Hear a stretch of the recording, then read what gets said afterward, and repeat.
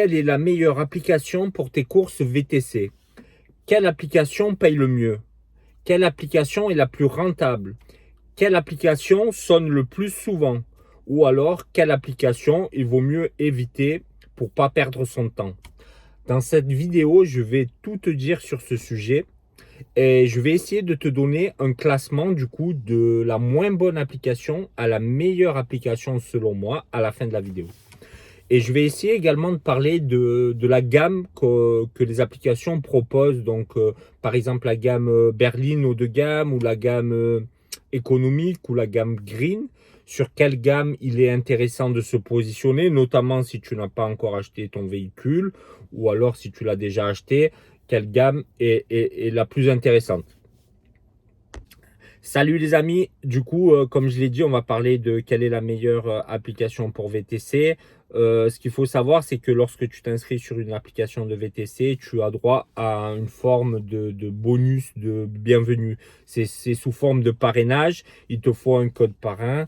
Il te faut donc du coup quelqu'un qui a déjà travaillé dans le VTC.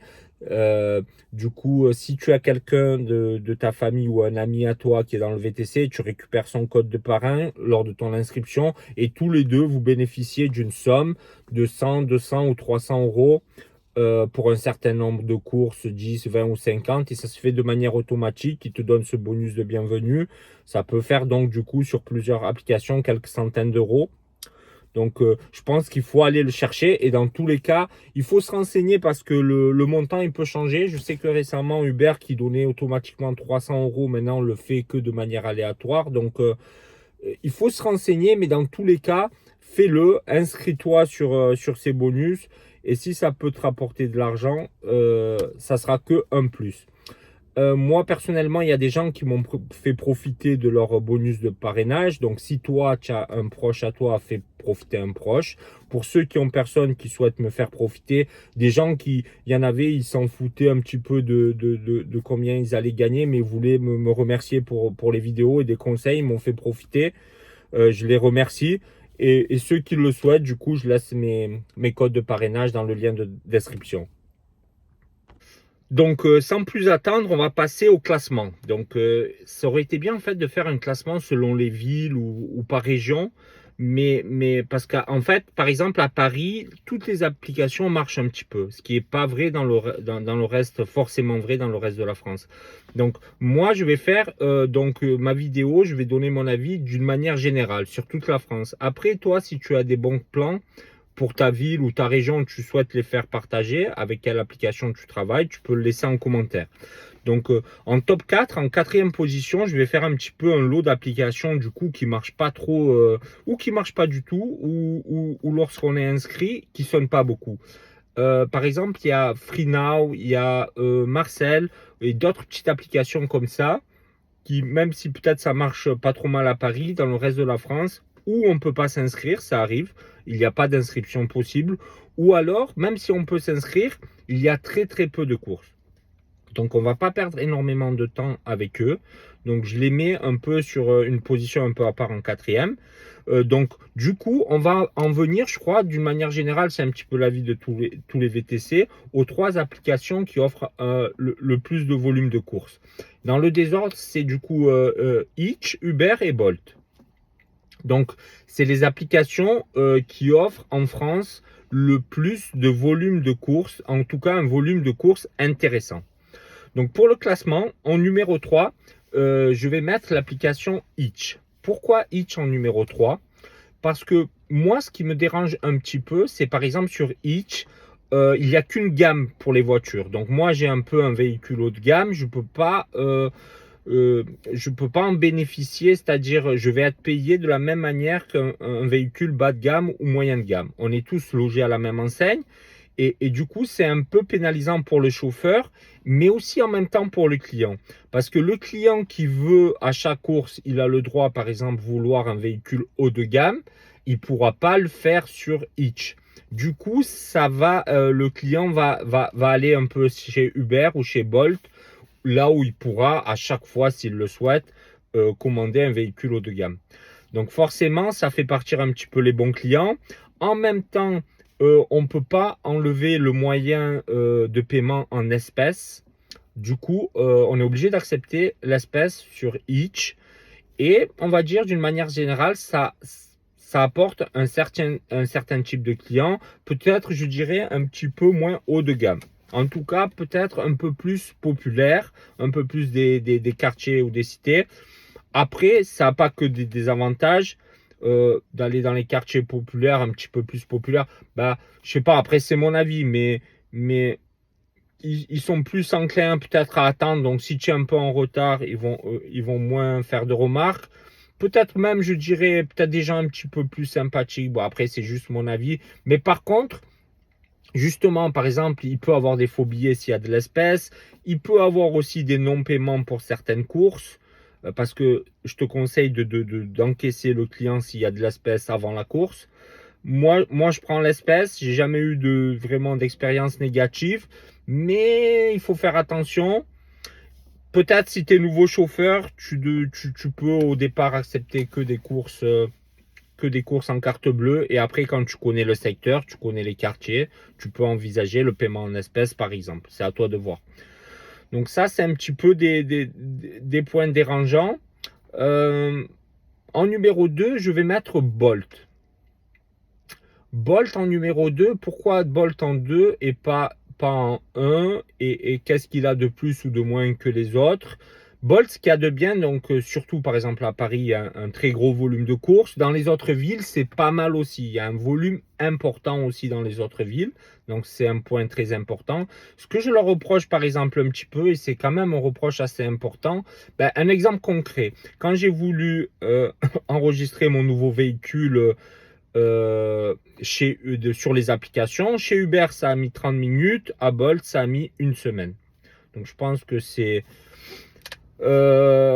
inadmissible. Une semaine de délai pour enregistrer un véhicule, le concurrent met 30 minutes. Quand on les relance par mail, ça met 2-3 jours à répondre. C'est des délais clairement trop longs. Bon, ben, ils gagnent sûrement de l'argent sur ça et du coup, ils payent un peu plus peut-être les chauffeurs, ça on va le voir, ou alors ils font des meilleurs prix pour les clients. Mais s'ils veulent prendre la première place à Uber, clairement, il va falloir travailler sur ce point-là et aussi peut-être un petit peu augmenter le volume de courses dans les villes plus petites. Euh, Par exemple, Hitch a aussi, et c'est pour ça que je vous recommande, moi, Hitch, donc j'ai dit un petit peu des désavantages, mais il y a des avantages. Hitch, je le recommande quand même de l'avoir. Je voulais faire une vidéo sur pas beaucoup une application contre plusieurs applications en même temps, mais le résultat me paraît tellement évident que bien sûr, il faut avoir plusieurs applications. Après, à vous de voir si tu veux, par exemple, travailler avec les mêmes applications en même temps, c'est-à-dire si tu te sens capable, tu le fais. Sinon, quand tu as une course, tu éteins les autres applications, tu finis ta course et tu rallumes toutes les applications. C'est à toi de voir, tu verras ça rapidement, c'est quoi qui est le mieux pour toi. Si tu connais bien le secteur et tu es sûr de toi, tu peux, selon la course que tu as obtenue, tu peux garder les autres applications allumées. Donc, Hitch, ça a quand même, par exemple ici dans le sud, en PACA, Marseille, ça a un volume de courses vraiment très bon, voire autant que Bolt. Même si je sais du coup que Bolt, ça marche très très bien sur Paris. Peut-être que sur Paris, ça serait l'application numéro 1. À voir après si on a besoin d'eux au niveau du service après-vente. Mais ici, Hitch, ça marche très bien. Il y a un volume de courses important. Et en plus de ça, du coup, on va voir ensemble quelle est l'application qui paye le plus. Ben, pour une gamme économique, donc du coup, Hitch, c'est une gamme économique, je trouve qu'elle paye un peu plus que les autres gammes éco notamment UberX, par exemple. C'est mon avis. Donc, c'est quand même deux avantages assez importants. Un volume de course correct et du coup, la gamme, le prix qui est payé, c'est convenable pour une gamme éco. Donc, pourquoi Uber en numéro 1 par rapport à Bolt? Ben justement, Uber a des avantages que Bolt n'a pas. Donc, Uber, comment les situer au niveau du prix? Ben, Uber, c'est quand même le désavantage. Moi, ça aurait pu être une super appli avec tout ce qu'il faut pour un chauffeur si ils avaient bien voulu écouter les chauffeurs peut-être qu'ils vont les écouter petit à petit et augmenter un petit peu les prix de 15-20%. Et je pense que beaucoup de clients seraient prêts à donner les 15-20% en plus. Après, au client, si on lui laisse le choix, prends la course, tu cliques 8 euros ou tu payes ta course 12 euros, il va cliquer sur 8 euros. Il faudrait un petit peu peut-être le pousser. Uber pourrait pousser les clients donc en augmentant ses prix. Et les clients seraient prêts à payer peut-être 3 ou 4 euros de plus, notamment les petites courses, pour avoir moins d'annulations, des chauffeurs qui seraient plus contents, heureux de venir les récupérer. Et parce que clairement, des courses à 6 euros, apparemment, ça va plus exister, mais c'est inadmissible. Moi, en tout cas, je ne les prends pas. Mais leurs calculs, eux, je pense qu'ils le savent tout ça, Uber. Hein. C'est des gens qui ont énormément de données, des gens très intelligents, une application très bien faite. Mais Uber, je pense en tout cas, estime qu'il y a suffisamment de chauffeurs. Si certains ne veulent pas des courses à bas prix, ben, d'autres chauffeurs vont les prendre. Et c'est le calcul qu'ils font. Et ça a l'air de marcher pour eux. Ils veulent prioriser, je pense, le client. Et ils sont vraiment aux petits soins sur le client. Je pense que sur le long terme, ils vont devoir un petit peu écouter un peu plus le chauffeur, comme peut-être le fait Bolt. Mais comme je l'ai dit, surtout dans les petites villes, ils ont un volume de courses par rapport aux autres applications, c'est indispensable. Dans les petites villes aujourd'hui, Uber, dans certaines villes, c'est 100%, dans certaines, c'est 80, 60, 50% des courses. Donc, c'est indispensable aujourd'hui d'avoir Uber, ils le savent. En plus, l'application est bien faite. Ils ont un GPS, même s'il est critiquable, au moins de ce GPS, on peut s'en servir pour faire les approches et déposer les clients, chose qu'on ne peut pas faire avec les autres GPS des autres applications. Donc pour les débutants, pour ceux qui commencent, je vous conseille d'utiliser Waze, mais en même temps, vous pouvez switcher pour l'approche, pour récupérer votre client. Vous avez un radar qui vous dit par exemple de quel côté du trottoir est le client. Donc vous utilisez Uber pour l'approche et pour déposer le client, et vous switchez sur Waze sur le reste du trajet par exemple. Donc pour ces raisons, moi, je laisserai quand même une courte tête Uber, malgré que, comme j'ai dit, s'il voudrait faire l'effort, sur les prix, on pourrait avoir vraiment quelque chose de très intéressant, et peut-être que les gens partiraient un petit peu moins sur le privé, même si le privé, moi, ceux qui suivent la chaîne, vous le savez, peut-être j'aurais dû le dire dès le départ, mais au début de la vidéo, je vous recommande vraiment de développer votre clientèle privée. D'ailleurs, je vais faire maintenant pas mal de vidéos. J'en ai fait pas mal sur les applis. Maintenant, je vais faire comment développer votre clientèle privée. Abonnez-vous, mettez des notifications. Comment démarcher la clientèle privée, par quels moyens. Voilà, tout ça, je vais donner mon expérience à moi, comment je fais. Je vais donner des tuyaux, des indices, et je vais essayer vraiment. C'est ce qui me tient à cœur en fait. La rentabilité, du coup, ça passe par des courses privées selon moi. Donc je vais parler de ça. Pour ce qui est de, par exemple, la gamme berline, elle paye bien sur Uber. Ça, on me le demande de temps en temps. Donc berline, ça paye bien. Mais, parce qu'il y a un mais, et il est énorme, et je vais parler concrètement, je vais répondre à cette question de qu'est-ce que tu penses de la gamme berline. Est-ce qu'il faut acheter un véhicule spécialement pour faire de la berline ou du confort sur Uber? La réponse, elle est claire, nette, précise. La réponse est non. N'achetez pas de véhicule pour faire uniquement de l'application du haut de gamme sur Uber. Ça vaut pas le coup. Concrètement, moi, si vous voulez, sur les 100 dernières courses, ou peut-être un peu moins, je ne sais pas exactement, une centaine de courses que j'ai fait sur Uber, j'ai fait 0 berline, j'ai fait une confort. Donc, du coup, je fais quoi? Du coup, je fais du UberX ou du Green. Et moi, je me sers de mon application le plus souvent. Comme là, je suis en attente à l'aéroport. Je me suis mis sur l'appli parce que j'ai amené un client privé.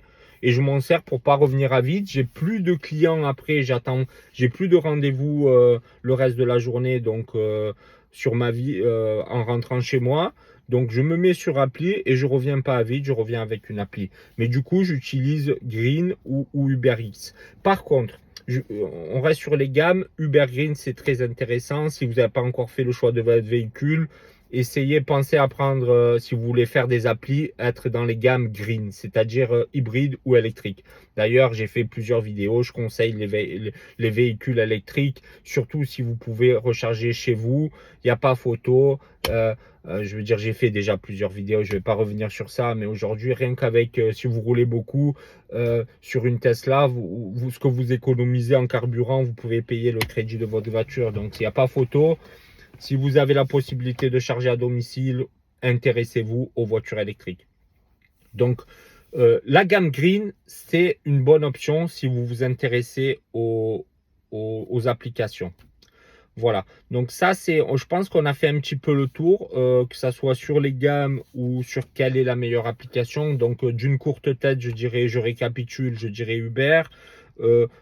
Ayez les 3 applications, il faut être inscrit sur un maximum d'applications, c'est le conseil que je donne. Ensuite, vous voyez ce qui paye le mieux. Moi, à mon avis, peut-être que Bolt, ça paye un tout petit peu mieux qu'Uber. Donc, si vous êtes dans une zone où il y a beaucoup de Bolt, pourquoi pas travailler un petit peu plus avec Bolt? C'est à vous de voir, après, de faire vos calculs. Mais les conseils que je donne, c'est cela. Donc, voilà. Donc, comme j'ai dit, bientôt, les nouvelles vidéos. Je vais faire aussi une vidéo, justement, avec des courses privées dans ma journée de travail, genre une immersion de... Je compte faire une très grosse journée là, très rapidement. Très grosse journée de 14-15 heures et je vais faire une immersion avec moi et où il y aura des courses privées. Ça va vous montrer à quel point une course privée, elle peut booster le chiffre d'affaires. Et je sais que les gens, ils aiment bien ce genre de vidéo. Donc, on va voir. On va se faire un petit défi de 14-15 heures de travail. Une très grosse journée d'hiver. Qu'est-ce que ça peut donner? Bien sûr, boosté par de la course privée. Donc j'avais fait une vidéo où c'était uniquement de l'application en centre-ville à Marseille. Et j'avais fait une journée de 8 heures, ça avait fait 25 € de l'heure à peu près. Donc là, sur une journée de 14-15 heures boostée, même si c'est que l'hiver, je voulais en faire une vraiment l'hiver. Donc je vais la faire. Donc abonnez-vous, les notifications. Et si vous avez aimé, vous pouvez liker la vidéo. Et vous pouvez aussi me retrouver sur Instagram pour ceux qui ont besoin de n'importe quoi. Si vous regardez mes vidéos, si vous trouvez les réponses, tant mieux. Si vous ne les trouvez pas, contactez-moi. Si je peux vous aider, je vous aiderai. Il y a des gens qui m'ont demandé par mail, est-ce que je faisais payer mes conseils? Parce que ils souhaitaient payer, enfin comme ça, ils pouvaient me demander beaucoup de choses, passer du temps. J'ai dit, même si ça me prend un peu de temps, je ne fais pas payer mes conseils. Non, je ne fais pas payer mes conseils. Ça ne m'intéresse pas, pourtant on me l'a proposé. Tant que je peux le faire gratuitement, que j'ai pas énormément, mais même franchement, c'est pas du tout le but. Au contraire, moi, je veux aider les gens qui peuvent pas trop payer. Donc non, les conseils, ils sont gratuits. Venez. Si vous trouvez les réponses dans les vidéos, ben, ça fera gagner du temps à tout le monde. Regardez les vidéos. Si vous trouvez pas les réponses, venez sans souci. Si je peux aider, j'aide et c'est gratuit, totalement gratuit. Voilà, bien sûr. À bientôt les amis. On se retrouve pour de nouvelles aventures.